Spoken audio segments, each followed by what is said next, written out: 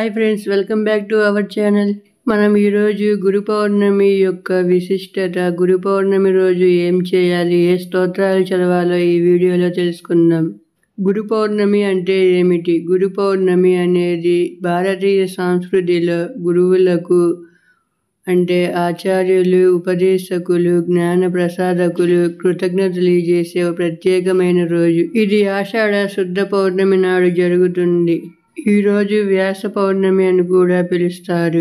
ఎందుకంటే మహర్షి వ్యాసుడు ఈ రోజున జన్మించాడని విశ్వాసం.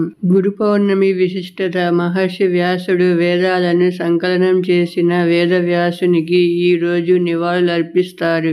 గురు తత్వానికి గౌరవం. గురువు దేవో భవ అని మన ధర్మం చెబుతుంది. ఆధ్యాత్మిక మార్గంలో గురువు పాత్ర అపారమైనది. ధ్యాన సాధనకు అనుకూలమైన రోజు. గాయత్రి ఉపాసన, జపం, ధ్యానం చేయడం ఉత్తమం. గురు పాఠాలు వినడం, గురు చరిత్రలు చదవడం శ్రేష్టం. అసలు గురు పౌర్ణమి రోజు ఏం చేయాలో ఇప్పుడు తెలుసుకుందాం. ఉదయం బ్రహ్మ ముహూర్తంలో లేచి స్నానం చేయాలి. పూజా మందిరంలో లేదా గురువు ఫోటో మూర్తికి పూజ చేయాలి. గురు పాదుక పూజ చేస్తే చాలా ఫలితమిస్తుందని శాస్త్రం చెబుతుంది.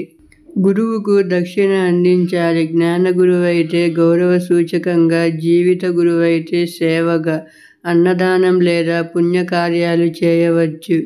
గురువులను సందర్శించడం, వారి ఆశీర్వాదం పొందడం చాలా శుభప్రదం.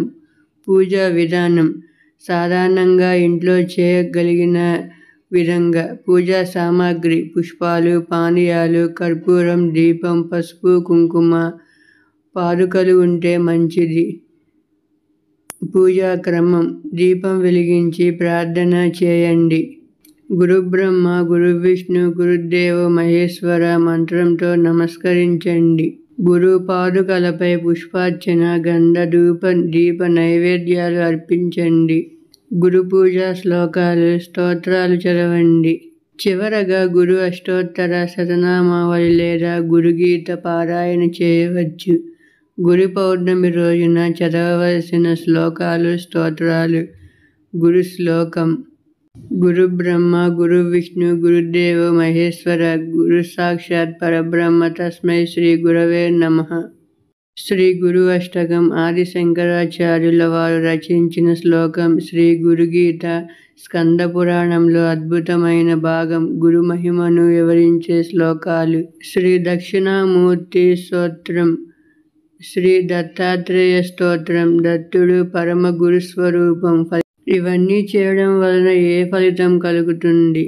జ్ఞానోదయం, గురుగ్రహ అనుగ్రహం, ఆధ్యాత్మిక మార్గంలో పురోగతి, విద్యార్థులకు మంచి అభివృద్ధి, గురుగ్రహ దోష నివారణ, మనస్సు స్థిరత, మానసిక శాంతి. గురు పౌర్ణమి రోజున పూజించవలసిన దేవుడు, గురుతత్వం కలిగిన దేవతలు. ఈ రోజు ప్రధానంగా గురువు స్వరూపమైన దేవత లేదా జ్ఞానదాతలైన దేవతలను పూజించాలి. ముఖ్యంగా పూజించదగిన దేవుళ్ళు: శ్రీ వేదవ్యాస మహర్షి. ఈరోజు వేదవ్యాసుని జన్మదినంగా భావిస్తారు. ఆయనే వేదాలను విభజించినవాడు, పురాణాలను రచించినవాడు. వ్యాస పౌర్ణమి అని కూడా ఈ రోజును అంటారు. వ్యాసుడిని పూజించడం ద్వారా వేద విజ్ఞానం, ధార్మిక జ్ఞానం కలుగుతుంది. శ్రీ దక్షిణామూర్తి: శివుడు గురుస్వరూపంగా. శివుడు ఆది గురుదేవో పరబ్రహ్మ అనే భావనలో దక్షిణామూర్తిగా, విద్యా బోధకుడిగా పూజించబడతాడు. ఆయన పూజతో జ్ఞానం, నిశ్చలమైన మౌన ధ్యానం అభివృద్ధి చెందుతుంది. దక్షిణామూర్తి స్తోత్రం. శివ పూజ చేయడం ఉత్తమం. దత్తాత్రేయ స్వామి. ఆయనను ఆది గురువు అని భావిస్తారు, మొదటి గురువు. శ్రీ దత్తాత్రేయుని పూజ వల్ల గురుగ్రహ దోషాల నివారణ, మానసిక స్థిరత్వం, విద్యాభివృద్ధి కలుగుతుంది. శ్రీ గురు చరిత్ర, దత్తాత్రేయ స్తోత్రం పఠనం శుభప్రదం. బృహస్పతి, గురు గ్రహాధిపతి. శాస్త్రోక్తంగా గురుగ్రహం బృహస్పతి దేవుడు విద్య, జ్ఞానం, ధర్మం, న్యాయం, శ్రద్ధకి కారకుడు. ఆయన్ని పూజించడం వల్ల గురుగ్రహ అనుగ్రహం లభిస్తుంది. తమ వ్యక్తిగత గురువు లేదా ఆధ్యాత్మిక గురువు, జీవించి ఉన్న గురువు అయితే వారి పాదపూజ, సేవ చేయాలి. లేదా వారి ఫోటోకి పూజ చేసి ఆశీర్వాదం పొందాలి. అసలు గురువు లేని జీవితం రహితమైన వాహనం లాంటిదని గురు పౌర్ణమిని మనం జ్ఞాన ప్రేరణగా భావించాలి. ఈ వీడియో మీకు నచ్చినట్లయితే వీడియోకి ఒక లైక్ చేసి ఛానల్ని సబ్స్క్రైబ్ చేసుకోండి ఫ్రెండ్స్. Okay, bye.